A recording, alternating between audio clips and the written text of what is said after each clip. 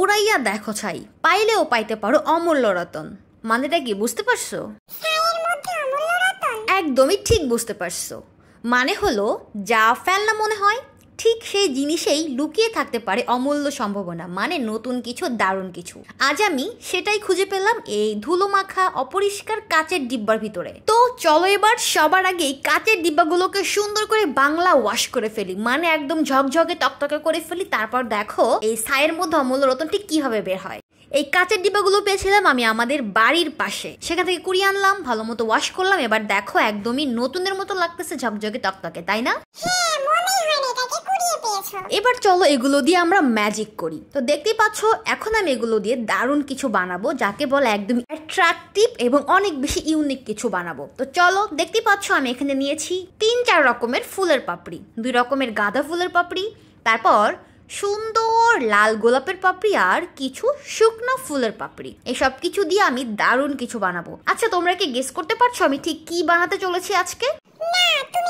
আমি আজকে তোমাদেরকে কিছু বলবো না, তোমরা ভিডিও দেখতে থাকো, এমনিতেই বুঝে যাবে আমি আজকে তোমাদেরকে সাথে নিয়ে ঠিক কি বানালাম, যাকে বলে একদম অমূল্য রতন। তো দেখতেই পাচ্ছ একটা কাচের ডিব্বার মধ্যে আমি দিয়ে দিচ্ছি প্রথমে কিছু আর্টিফিশিয়াল পার্ল, 2 রকমের, পিঙ্ক কালার আর হচ্ছে গ্রিন কালার। তারপর দিয়ে দিচ্ছি আমি সামান্য একটু জরি চুমকি। তারপর এর মধ্যে আর বাড়তি কিছু দিব না। চলো পাশেরটাকে সাজাই। এটার মধ্যে আমি দিয়ে দিব সবার আগে কিছু শুকনো ফুলের পাপড়ি, তারপর দিয়ে দিব কিছু গোলাপ আর গাঁদা ফুলের পাপড়ি। তো দেখতেই পাচ্ছ এগুলো আমি একে একে দিয়ে নিচ্ছি।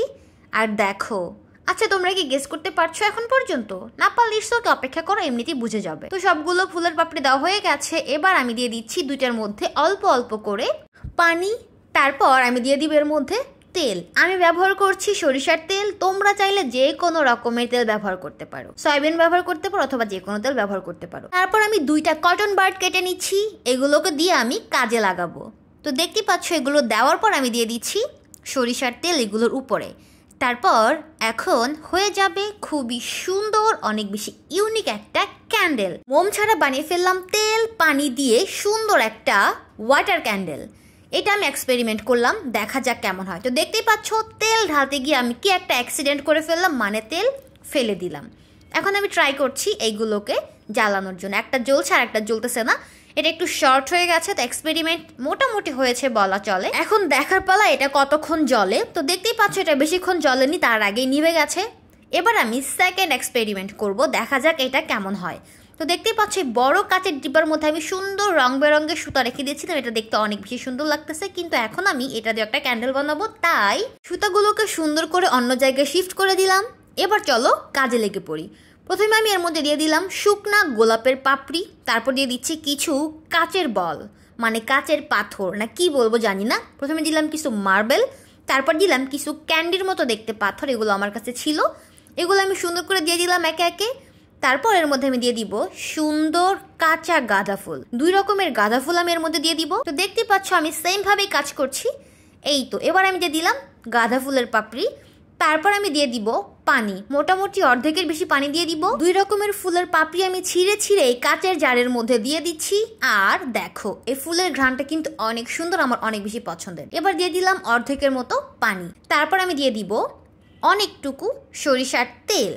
তো দেখতেই পাচ্ছ এবার আমি ট্রাই করব 3টাকেই জ্বালানোর জন্য, দেখা যাক কি হয়। এখন আমি ব্যবহার করব হচ্ছে সুতা, কটন বার্ডের পরিবর্তে সুতা ব্যবহার করব। এই সুতাগুলোকে একটু মোটা করার জন্য আমি কয়েকটা প্যাচ দিয়ে দিলাম। তারপর এগুলোকে বসানোর জন্য ব্যবহার করছি একটা স্টিলের গুনার মতো, এটাকে কি বলে আমি সঠিক নামটা বলতে পারছি না, তোমরা চাইলে আমাকে কমেন্টে জানাতে পারো। তো আমি এটাকে গুনাই বললাম।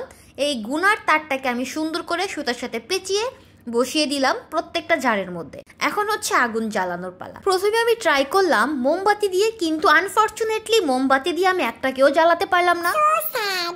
একদম ঠিক বলেছো। তারপর আমি ট্রাই করলাম কাগজ দিয়ে জ্বালানোর, সেইটাতেও আমি ফেল করলাম, মানে সেটা দিয়েও আমি জ্বালাতে পারলাম না। একদম ঠিক বলেছো। তৃতীয়বারে আমি একদমই সাকসেসফুল হলাম, মানে আমি তৃতীয়বারের চেষ্টাতে প্রত্যেকটা কাচের জারে আমি আগুন লাগাতে পারলাম, মানে আমার ওয়াটার ক্যান্ডেলগুলোকে আমি আগুন জ্বালাতে পারলাম। আর দেখতেই পাচ্ছ কত সুন্দর একটা রয়্যাল লুক চলে আসছে। ভাবা যায় ব্যাপারটা, মোমবাতি ছাড়া মোমবাতি জ্বলছে ঘরে, কি দিয়ে বলো তো? তেল আর পানি দিয়ে। কত সুন্দর দেখতে, তাই না? অনেক সুন্দর। এবার বুঝলে তো ছায়ের মধ্যে অমূল্য রতনটি কিভাবে খুঁজে বের করতে হয়। তো দেখতেই পাচ্ছ কত সুন্দর একটা, দুইটা, তিনটা ক্যান্ডেল বানিয়ে ফেললাম। আর তিনটা কিন্তু বানিয়েছি 3 রকমের জিনিস দিয়ে। মানে হচ্ছে তেল পানি সেম, বাট ভিতরের ইনগ্রিডিয়েন্টস গুলো ডিফারেন্ট ছিল। আর দেখতেও কত সুন্দর লাগতেছে, তাই না? দেখো, আমার তো অনেক বেশি পছন্দ হয়েছে। তোমাদের কাছে কেমন লাগলো সেটা আমাকে ঝটপট করে কমেন্টে জানিয়ে দাও। আর হ্যাঁ, আমার ভিডিও তোমাদের কাছে ভালো লাগলে অবশ্যই লাইক, কমেন্ট, শেয়ার, সাবস্ক্রাইব এবং ফলো করতে একদমই ভুলবে না। আর নতুন নতুন ভিডিও দেখতে চাইলে কিন্তু অবশ্যই আমাকে সাপোর্ট করতে হবে। তোমরাও এবার ঝটপট করে বাসায় আমার ভিডিও দেখে দেখে সুন্দর করে ক্যান্ডেল বানিয়ে ফেলতে পারো তেল এবং পানি দিয়ে। অবশ্যই তোমরা কিন্তু ভুলেও কটন বাড ইউজ করবে না। যদি তোমরা লং টাইম ক্যান্ডেলটা জ্বালাতে চাও তাহলে অবশ্যই তোমরা সুতো ব্যবহার করবে, তাহলে এটা অনেকক্ষণ জ্বলবে। তো দেখতেই পাচ্ছ আমি কিন্তু ইচ্ছা করে মোমবাতিগুলো নিভিয়ে দিলাম এখন আপাতত। নেক্সট টাইম আমি আবার জ্বালাবো, তখন আমি তোমাদের সাথে আবার শেয়ার করবো। তো দেখতেই পাচ্ছ আজকের ভিডিও পর্যন্তই, দেখা হচ্ছে নেক্সট ভিডিওতে। তোমরা আমাকে কমেন্টে জানিয়ে দাও তোমাদের কাছে আমার আজকের এই DIY প্রজেক্টটা কেমন লাগলো। দেখা হচ্ছে নেক্সট ভিডিওতে। Tata, bye bye.